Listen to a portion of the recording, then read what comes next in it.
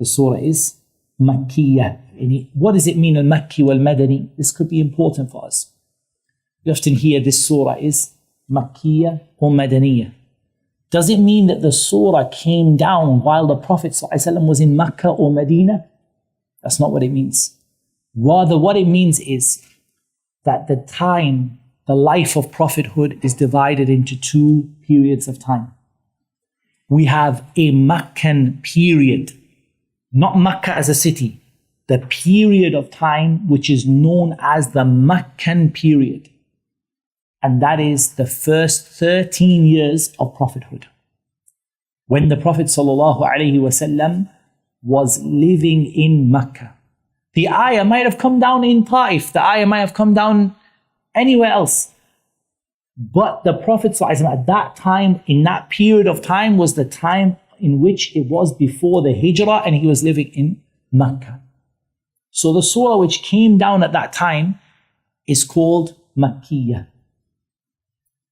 And the period of time the Prophet ﷺ lived in Medina, even if the ayah came down in Makkah, and he came back to Makkah for the Umrah, for the Hajj, the ayah could have come down in Makkah, but the Prophet ﷺ was living in Medina, so this surah is called Madaniyah.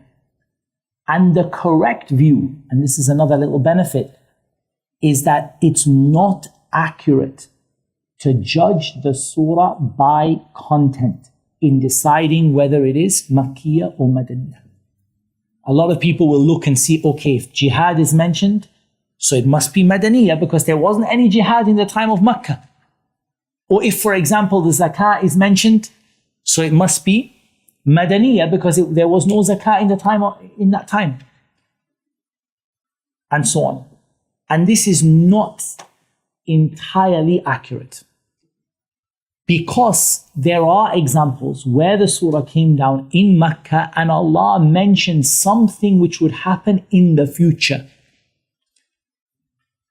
Certain things that would happen in the future. And so it's not a good idea to judge it by content, but to judge it by the narrations. The Sahaba and the Tabi'een who said, this surah came down at this time. That's how we should judge it. And we shouldn't judge it based on the fact that there's a topic mentioned, because sometimes the topic is mentioned in advance of it actually happening. Like as a prophecy, or whatever the word, prophecy is not the right word, but as a foretelling of the future, of what will happen. Even if that ruling was not at that time implemented, as in there isn't a ruling attached to it. For example, I'll give you an example of what I mean about rulings not being attached. The Hajj became obligatory towards the end of the life of the Prophet ﷺ. And it became obligatory with the statement of Allah Azza wa Jal, وَلِلَّهِ عَلَى النَّاسِ حِجُّ الْبَيْتِ مَنِ اسْتَطَاعَ إِلَيْهِ سَبِيلًا. That makes sense. That to Allah, that the people must make the Hajj. It's an obligation upon them. But there was an ayah that came down a long time before that, which mentions the Hajj, in which the Hajj was not obligatory. وَأَتِمُّ الْحَجَّ وَالْعُمْرَةَ لِلَّهِ. Complete the Hajj and the Umrah for Allah. This ayah didn't come down at the time of the Hajj being obligatory. It came down before it. And it came down in Hudaybiyah. In the time of the Treaty of Hudaybiyah, when they tried to make the Umrah. So Allah Azza wa Jal revealed, وَأَتِمُّ الْحَجَّ وَالْعُمْرَةَ لِلَّهِ. Complete the Hajj and Umrah for Allah. But the Hajj was not obligatory at that time. So this is what I mean about sometimes people look at the content and say, oh, this is here, so it must be. But there are sometimes ayat that mention things that will happen in the future.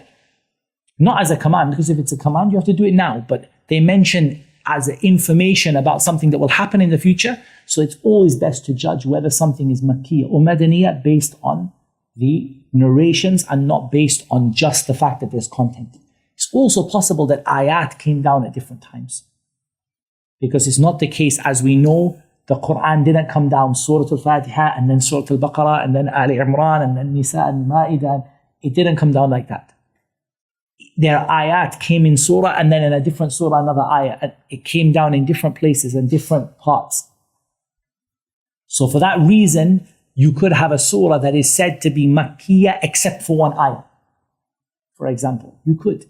And there's a discussion about it. But as for Surah Al-Fatiha is Makkiyah.